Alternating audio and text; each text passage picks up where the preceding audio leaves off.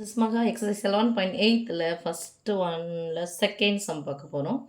e power of 2x into sin x ஐ தொகையிடுக.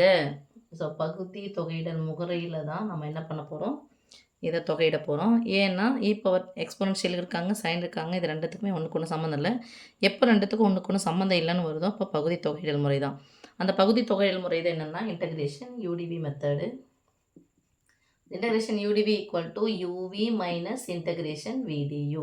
அப்போ கொடுக்கப்பட்டதை நம்ம எப்படி எடுக்க போகிறோம்னு சொன்னால் UV மெத்தடில் தான் எடுக்க போகிறோம். ஸோ யூன்றதை எதை எடுக்க போகிறோம், DV அப்படிங்கிறத எதை எடுக்க போகிறோன்றதான். U எடுக்கிறதுக்கான ஒரு இது வந்து ஐலேட்.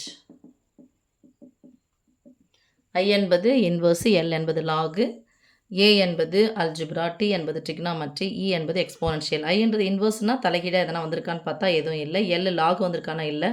A அல்ஜிப்ரா வந்திருக்கானா, அல்ஜிப்ரானா மாறிகள் வர்றது, அது நம்பராக வரலாம், ஒரு கோவை மாதிரி வரும் இல்லையா, அது 27x இல்லைனா எக்ஸ் ஸ்கொயர் இல்லைனா டீட்டா இது மாதிரி வர்றது வந்து அல்ஜிப்ரா, ஒரு மாறி வச்சு வரணும்.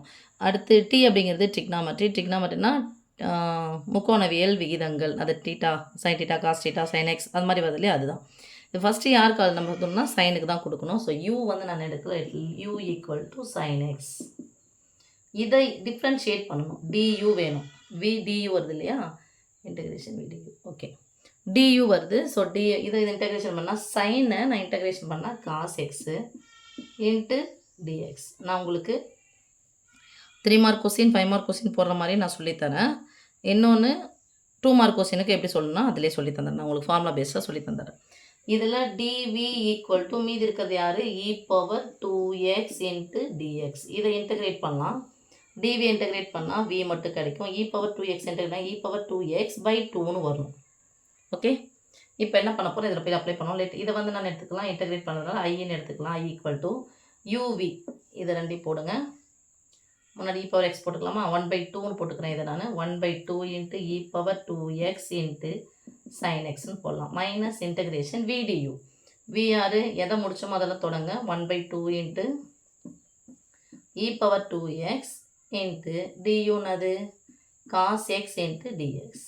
Okay, that is equal to 1/2 into e power 2x into sine x minus 1/2 நான் வெளியே எடுத்துகிறேன். Integrate e power 2x into cos x into dx. மறுபடியும் இதனால் இது ஒரு இன்டகிரேஷன் மெத்தடில் வந்திருக்கு. அப்போ இதில் இருக்கக்கூடிய யூவை நம்ம மறுபடியும் நான் எடுக்கிறேன், காஸ் எக்ஸ் எடுக்கிறேன். V நான் எடுக்கிறேன், DV நான் எடுக்கிறேன், e பவர் 2x இன்ட்டு டிஎக்ஸ்னு எடுக்கிறேன். இதை இன்டகிரேட் பண்ணால் வெறும் E வரும். இதை டிஃப்ரென்ஷியேட் பண்ணணும். அப்போ DU ஈக்குவல் டு காஸ் எக்ஸை இன்டகிரேட் பண்ணணும்னா minus sine x into dx. Okay, இதை இன்டகிரேட் பண்ணும்போது அகைன் உங்களுக்கு தெரிஞ்சது தான் e பவர் 2x பை 2 அப்படின்னு சொல்லிட்டு வரும். இப்போ இது ரெண்டையும் ஃபார்முலா பேஸில் இதை போட போகிறோம். 1/2 into e power 2x into sine x minus 1/2 half. ஏன்னா இது ரெண்டு இதுவாக எழுத போகிறோம், UV மைனஸ் VDUன்னு எழுத போகிறோம். அதனால் 1/2ன்றது ரெண்டுத்துக்கும் பொதுவானது.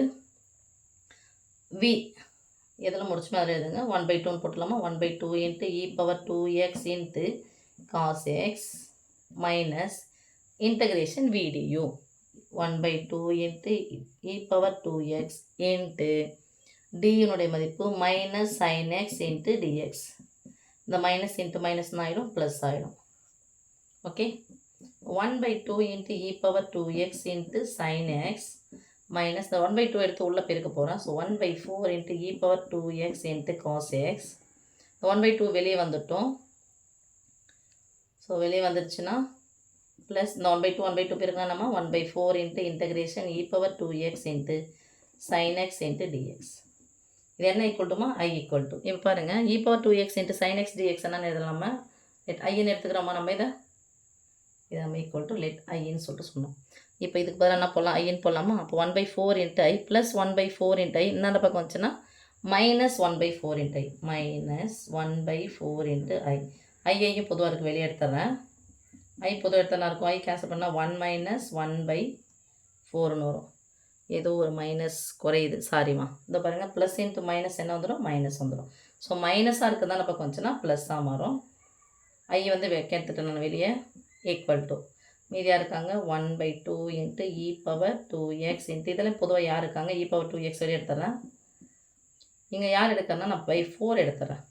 இங்கே 2 தான் இருக்குது, நான் 4 வெளியே எடுத்திருக்கேன். அப்போ என்ன பண்ணணும், இது 2ஆல் பெருக்கணும். பகுதியை 2ஆல் பெருக்கணும், தொகுதியை 2ஆல் பெருக்கணும். அப்போ என்ன கிடைக்கும், 2 இன்ட்டு இ பவர் எல்லாம் e power 2x into 2 sin x 2ல் பெருக்கணும் இல்லையா, இந்த 2 அது உள்ள எடுத்துட்டேன், மைனஸ் இப்போ வெளியே எடுத்துட்டேன், இந்த 4 வெளியே எடுத்துட்டேன், cos x.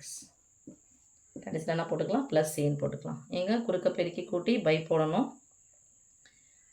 I ஆஃப் 1 நாள் 4 4 1 5 5/4. ஸோ இந்த 4 இந்த 4 என்ன ஆகிடும், கேன்சல் ஆகிடும். ஸோ பெருக்கலாக இருக்கிற 5 அந்தாண்ட பக்கம் போனால் வகுத்தலாக மாறும்.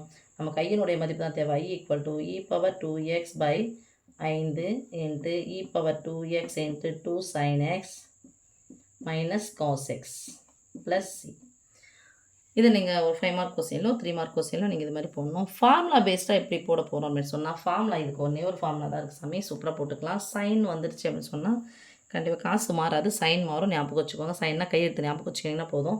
என்ன ஃபார்முலானா, e power ax integration e power ax into sine bx. Formula என்ன, sine bx into dx formula e power ax by a square plus b square into ஐயோ இ பவர் எக்ஸ் வெளியே எடுத்துனே, சாரி சாமி இங்கே பாருங்கம்மா, இ பவர் எக்ஸை வெளியே எடுத்துட்டேன், இ power 2x வெளியே எடுத்துட்டேன். அப்போ 2 sin x minus cos x. Okay, sorry